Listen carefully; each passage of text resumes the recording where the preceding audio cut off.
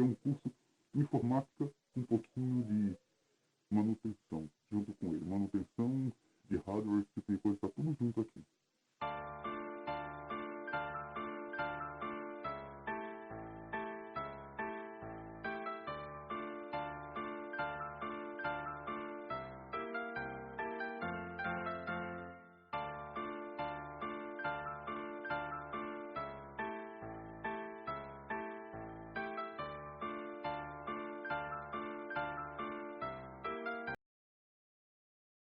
Barulho sobre dispositivos de entrada e saída. E não pense coisa errada não, cara. Ai, que delícia! Já vou começar falando isso, cara. Então, dispositivos de entrada são aqueles dispositivos que mandam certos tipos de eletricidade quando chegam na entrada dos periféricos. Lembra que eu falei dos periféricos ontem? Então, chegam nos periféricos, aí lá os padrões elétricos são identificados e essa informação é tida com alguma coisa que o computador tem que fazer. Aí chega lá, o processador vê essas informações, já sei o que é. Isso são dispositivos de entrada. Dispositivos de saída são aqueles dispositivos em que o processador ele manda executar uma tarefa e essa tarefa vai lá e vai para os periféricos e manda informação. Isso é um dispositivo de saída. Ou seja, sai do PC e o de entrada entra no PC. Essa é a diferença. Agora vamos identificar o que é de entrada. E sim, tem gente que classifica também os de entrada e saída. Como por exemplo o Bluetooth. Eles dizem que o Bluetooth é um dispositivo de entrada e saída. Vamos lá. Dispositivos de entrada. Mouse, ele é um dispositivo de entrada, porque cada movimento lá é uma informação que ele passa. Teclado, ele também é. Então vamos agora para os dispositivos de saída. Dispositivos de saída. Caixinha de som é um deles. Monitor é outro, porque sai a imagem lá. E uma coisa importante, onde é que sai a imagem? A imagem, ela é codificada. Primeiro ela é codificada na nossa placa de vídeo com o onboard que tem lá. Aí ela vai, depois que ela é codificada, aí o processador manda a informação para ir lá para o periférico, monitor. Pronto, agora os dispositivos, agora que a gente já terminou essa parte sobre o entrada e saída, dispositivos de entrada e saída, agora a gente vai falar sobre monitores. O assunto agora Acertou! Ah, miserável! vai ser sobre resoluções. Se você não sabe nada sobre resoluções, essa parte é para você. Vamos lá. Hoje em dia a gente vê muito pessoas falando de 4K, HD, Full HD, muita pessoa não sabe o que é isso. Isso são resoluções. Resoluções, elas são baseadas em pixels. Pixels são pequenas bolinhas. Um monte de bolinha lá, cada uma com uma informação de imagem. É mesmo, é? Aí junta todas essas bolinhas e formam a chamada resolução. Todas essas bolinhas, quando se juntam, são a resolução. Quadradinhos. Quantos bits são necessários para os pixels? Você é o bichão mesmo, hein, doido? Vamos lá. 4 bits é igual a 16 cores. Ou seja, a cada 4 bits cabem 16 cores dentro. E eu vou colocar aqui quais tipos de videogames que tinham 16 cores. O Atari, por exemplo, ele era 4 bits. Quando eles falam isso daí, videogame 8 bits, não sei o que, eles estão falando da resolução por pixels. Ou seja, os bits por pixel dele. 8 bits era um Nintendinho.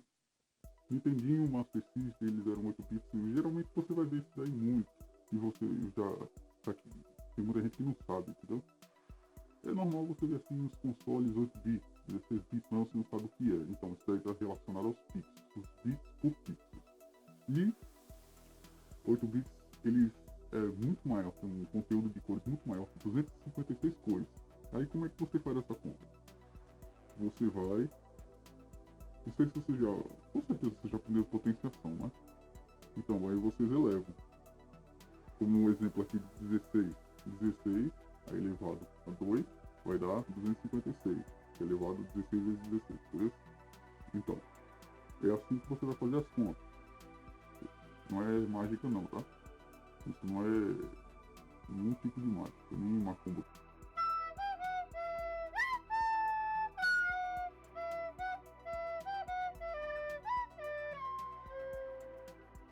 Aos Motherfuckers 128.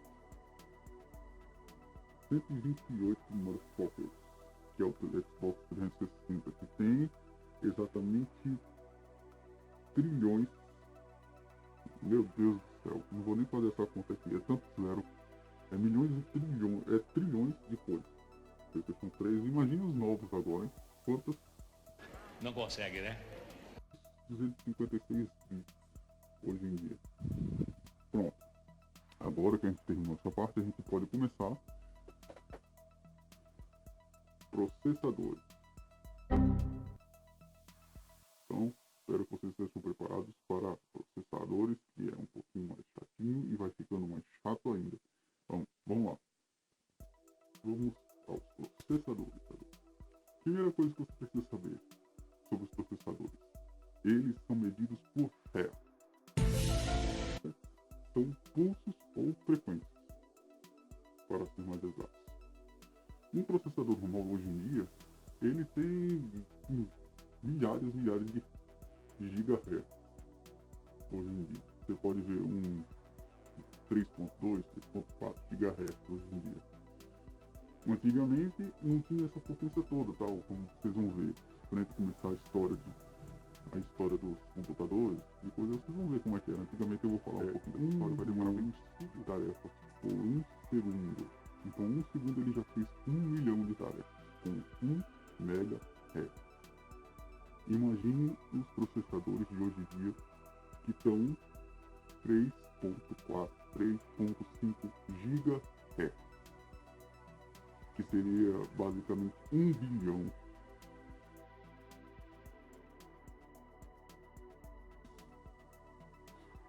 Cara, é muita velocidade.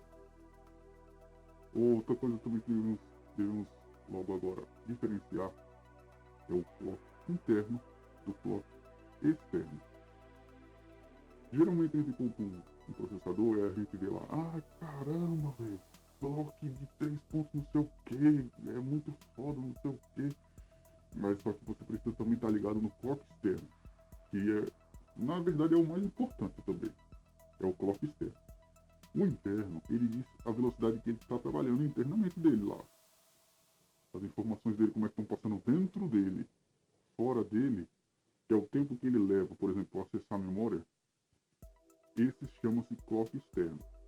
Então tem que saber a diferença. O clock interno, toda vez que você for comprar um processador, você tem que saber o clock interno dele e o clock externo, que é o tempo que ele leva para acessar a memória. E isso é de suma importância você saber o clock interno e externo. Então vamos falar agora sobre as memórias cache. É uma memória que antigamente nos processadores antigos, os oldão mesmo, os very old, não existia essa tal de memória cache. Por que a memória cache? Primeiro, ela é cara pra cacete. Tão cara que as memórias que estavam querendo fazer isso daí, elas estavam sendo um preço filha da puta. Então eles decidiram parar a fabricação delas, que eram as famosas SD-RAM. E como elas eram caras, o custo, eles decidiram botar elas dentro do processador.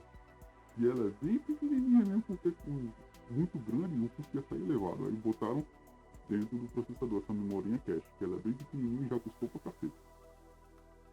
Por isso que eles não levaram à frente o projeto. E qual é a facilidade dessa SD-RAM?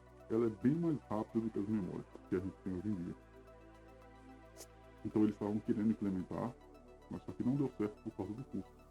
Então, o que essa memória cache faz? Ela guarda informações.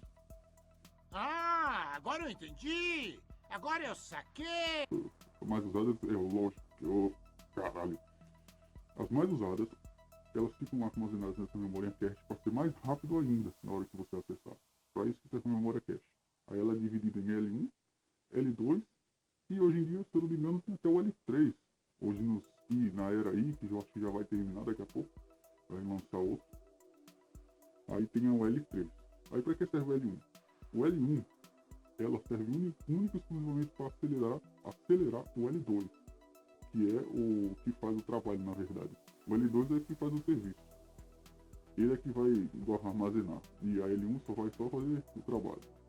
E com a L3 fica melhor ainda, porque aí trabalha com dois, L2 e L3. As duas vão armazenando, então é mais rápida ainda. O processador ele se divide em três partes: o C, o LA e os registradores. A UC é a unidade de controle. É ela que controla a energia, o clock, tudo isso daí tem que passar por ela. Inclusive as tarefas. A ULA, os contadores, eles fazem o processo lógico do PC. Quando eu falo processo lógico é porque ele precisa fazer contas. Entendeu? Eu não entendi o que ele falou. Os registradores, que são aqueles que chegam dentro da memória. A memória, ela vai e manda informação e ela chega através dos registradores e vai para os contadores. E tudo isso é controlado pela OC. Então, agora você já sabe o que tem dentro do nosso CPU, que não é o gabinete, cara. Então, por hoje a gente terminou a aula. Gostou, compartilhe. E até a próxima, quando vamos começar agora a falar sobre memória.